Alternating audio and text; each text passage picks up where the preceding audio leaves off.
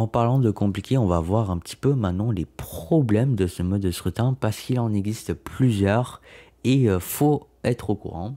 Et d'abord, bien sûr, la première, comme j'ai dit, c'est que ça pourrait être trop compliqué pour certains de devoir voter pour deux, mais que tu as l'impression que c'est les mêmes, et en fait, c'est pas vraiment le même. Enfin, tu peux voter pour deux partis différents, tu peux voter pour deux partis pareils, mais pourquoi dans ce cas tu votes deux fois? Enfin, je comprends que pour certaines personnes, ça pourrait être un petit peu trop compliqué et que peut-être que du coup, ils vont juste pas voter tout court ou vont voter, mais comme pas vraiment selon leurs convictions, juste parce qu'ils ont pas trop compris le vote. Du coup, ils votent comme un peu, entre guillemets, de façon mauvaise. Donc voilà, ça c'est le premier problème que pourrait rencontrer ce mode de scrutin, mais ce n'est clairement pas le seul. Alors bon, juste avant qu'on voit un petit peu les autres problèmes, juste préciser une petite chose, c'est que les 5 problèmes que je vais vous présenter là, ça vient de moi. C'est après beaucoup de réflexion, ce que moi personnellement, je pense seraient les pires problèmes de ce mode de scrutin.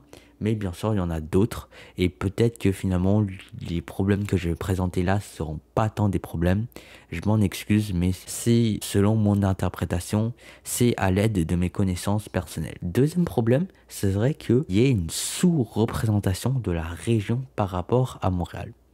J'espère ne rien vous apprendre, mais vous savez que environ 50% du Québec habite dans la grande région de Montréal. Et forcément, ça crée de très grands déséquilibres entre Montréal et les régions. Pour combler ce problème-là, notre système actuel, il a quand même un truc de bien, c'est que du coup, les régions vont avoir un député qui représenteront moins de personnes. C'est-à-dire, en gros, que les personnes habitant dans les régions plus éloignées, comme par exemple Ungava ou Duplessis, vont être plus représentées que quelqu'un habitant dans le grand centre de Montréal, par exemple dans Chaumeday ou dans Taillon. Bon, c'est pas vraiment dans Montréal, mais t'as capté Laval, Rive-Sud, tout ça, c'est dans la grande région, bref. Et voilà, comme vous pouvez voir, dans une circonscription comme Ungava, seulement 30 000 personnes forment la circonscription, c'est-à-dire qu'il y a un député pour 30 000 personnes, tandis que dans Chaumeday, par exemple, il y a 60 000 habitants, donc il y a un député pour 60 000 personnes.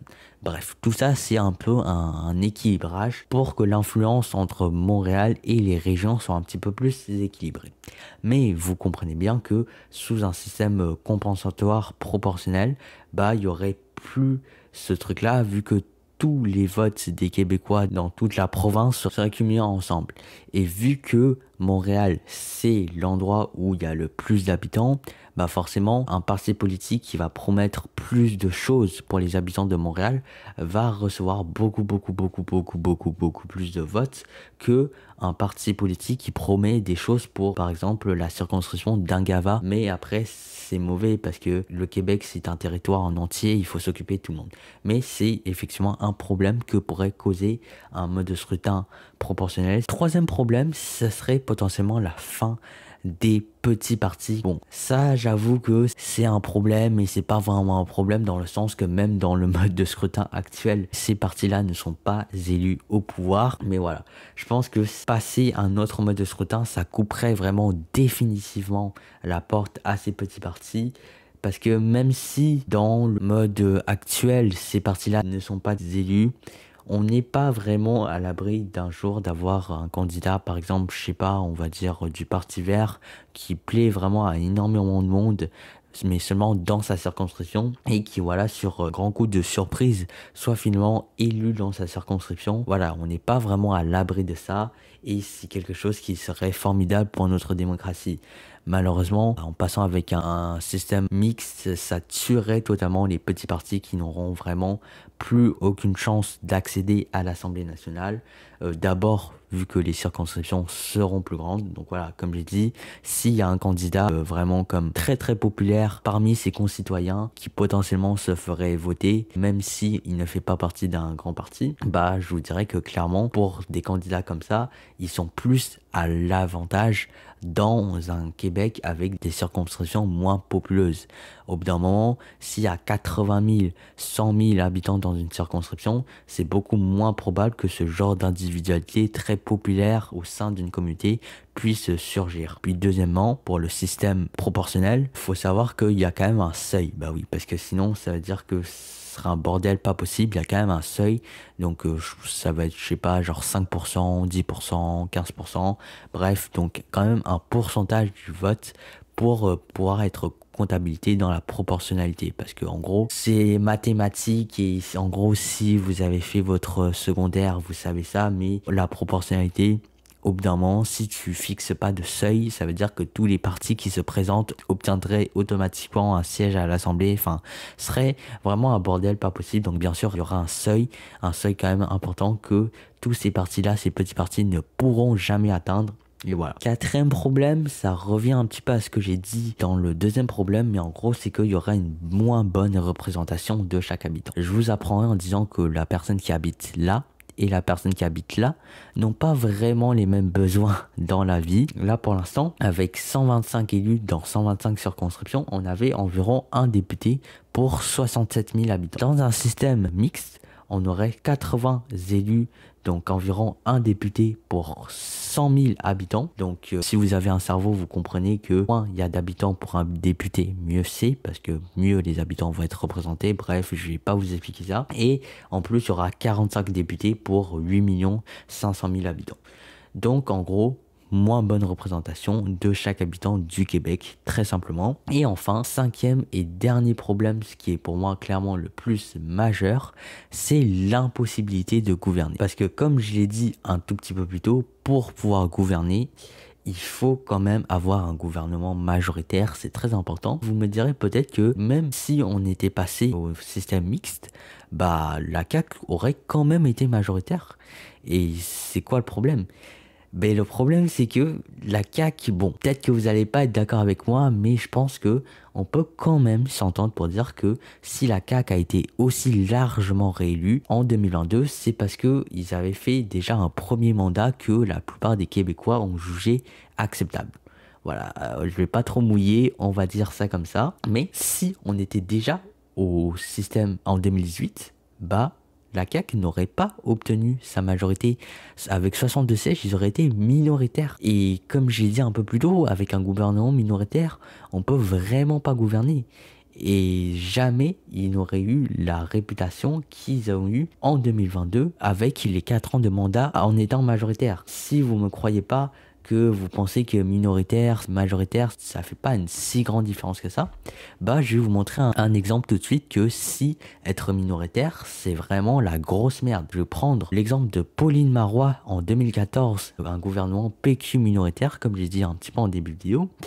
Et voilà, vous pouvez voir qu'après seulement 18 mois, Pauline Marois a été obligée de déclencher les élections, en fait même de se faire virer, parce qu'après c'est le PLQ qui a été élu, mais tellement c'était compliqué de gouverner avec un gouvernement minoritaire que eux-mêmes ils ont comme juste démissionné de leurs responsabilités après 18 mois seulement au gouvernement. C'est pour dire à quel point un gouvernement minoritaire c'est tellement impossible à gérer. J'ai même des statistiques vraiment prouvées.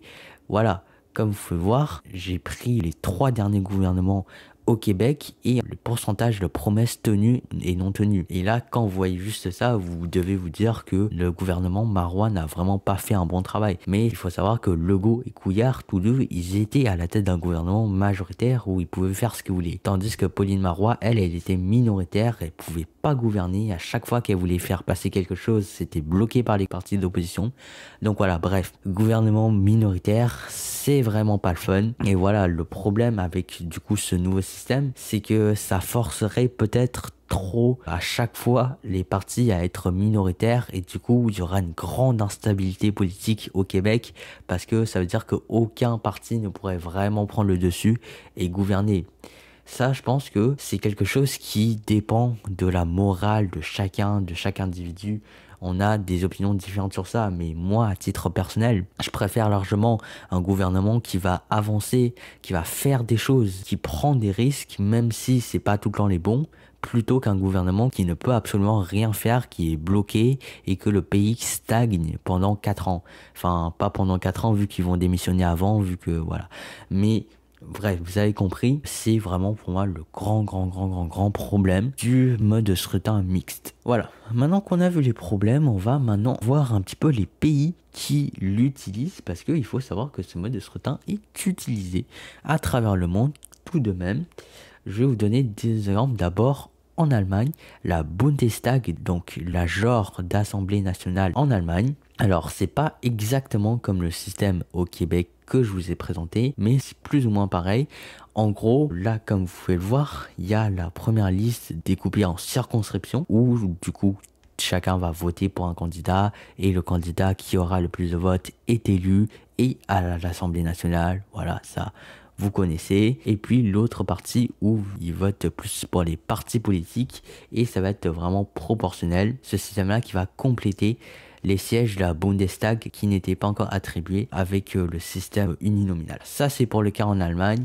En Italie, pour la Camera dei Deputati, la Chambre des députés, en gros, voilà, c'est un peu pareil. On a 147 députés élus dans les circonscriptions au système uninominal, puis on a 245 députés élus en proportionnel, donc comme ça, tout l'ensemble de la population qui vote pour un parti politique, et c'est proportionnel, donc si tu gagnes 40% des votes, bah t'as 40% des sièges à l'Assemblée, tout simplement. Voilà, avant de se quitter, on va quand même voir un petit peu l'histoire de la réforme, parce que vraiment, la réforme du mode de scrutin au Québec, ça ne date absolument pas d'hier.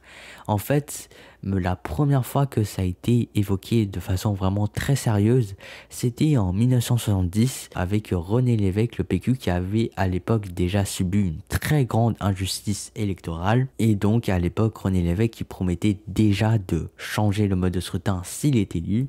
En 1976, c'est ce qui s'est passé. René Lévesque était élu et il lance du coup directement les démarches pour changer le mode de scrutin. Malheureusement, en 1979, des désaccords au sein de son propre parti, le PQ, ça cause l'abandon totalement du projet. Il aura fallu attendre un petit peu plus de 20 ans et 2003 pour que Jean Charest du PLQ relance les démarches après une grosse distorsion électorale encore une fois. En 2004, c'est là où il va se positionner sur le mode de scrutin mixte proportionnel, donc celui que je vous ai présenté en gros. En 2006, il lance une consultation avec des élus et des citoyens autour du projet. Malheureusement, il n'y aura aucun consensus abouti. En 2007, Charest est réélu et le projet tombe à nouveau dans l'oubli. Il faudra à nouveau attendre un peu moins de 10 ans pour 2016 où il y aura la signature d'un traité entre le PQ, le QS, la CAQ et le PVQ pour réformer le scrutin s'ils sont élus. Donc c'est un engagement que ces 4 partis ont signé. Voilà, 2018, la CAQ est élue, le GO s'engage à réformer le scrutin. Ça, c'est peut-être la partie où vous connaissez un petit peu plus si vous suivez la politique québécoise. 2019, le projet de loi est officiellement déposé à l'Assemblée nationale, mais la CAQ, en 2021, annonce finalement mettre le projet en pause une fois de plus. Et en 2022, Legault annonce donc dans le débat des chefs, je pense que c'est là où vous l'avez quand même vu venir si vous suivez un minimum la politique québécoise, mais en gros, il avait dit que la réforme n'a pas été poursuivie car ça n'intéressait que quelques intellectuels. Voilà. À prendre comme vous voulez, voilà, chacun se fait son avis, mais voilà. Donc voilà, c'est un peu la fin de cette très longue vidéo. Bon, je pense que j'ai quand même été assez clair dans cette vidéo, mais bien évidemment, mon but dans cette vidéo, ce n'était pas de vous dire « Oh, regardez, le système est trop bien, on devrait vraiment passer à ce système-là, le GO, il est trop nul, etc. » C'est vraiment pas mon but. Mon but, ce n'est pas non plus de vous dire que ce système-là est vraiment trop nul, ça va causer trop de problèmes, ça va jamais marcher. Vraiment, moi, je vous ai exposé les faits de façon la plus neutre possible. En tout cas, j'ai essayé de mon meilleur d'être le plus objectif possible. Et à la fin, je pense que la vraie conclusion, ça appartient à chacun. Voilà, moi je vous ai exposé les faits, je vous ai exposé les problèmes du système actuel, je vous ai exposé comment fonctionnerait le nouveau système, je vous ai dit quels seraient les problèmes du nouveau système, je vous ai dit les pays qui l'utilisent. Bref, je vais vraiment essayer de vous présenter cette réforme d'une manière la plus générale possible. Maintenant, chacun se fait son avis. Vous pouvez être d'accord, vous pouvez ne pas être d'accord, c'est tout à fait correct. Et ouais, je vous invite à du coup me donner votre avis en commentaire, ça m'intéresse. Et peut-être débattre aussi avec les autres qui regardent. Voilà, bien sûr dans la bonne ambiance, dans le débat, dans l'échange. Mais voilà, je vous invite à vous faire votre propre avis. Et voilà. Juste avant de se laisser, je voudrais vous dire que si cet épisode vous a plu, sachez que j'ai fait beaucoup d'épisodes sur la politique québécoise. Donc si ça vous intéresse, franchement, allez voir ça. Voilà, j'ai quand même mis énormément d'énergie sur chacune de ces vidéos. Donc ça me ferait vraiment plaisir que vous allez voir ça et que vous me laissez des petits retours. Voilà, je pense que c'est un petit peu tout. Et puis nous, on va se dire à très bientôt pour de nouvelles vidéos. Salut tout le monde, c'était Farce pas, à plus à la prochaine. Allez, ciao!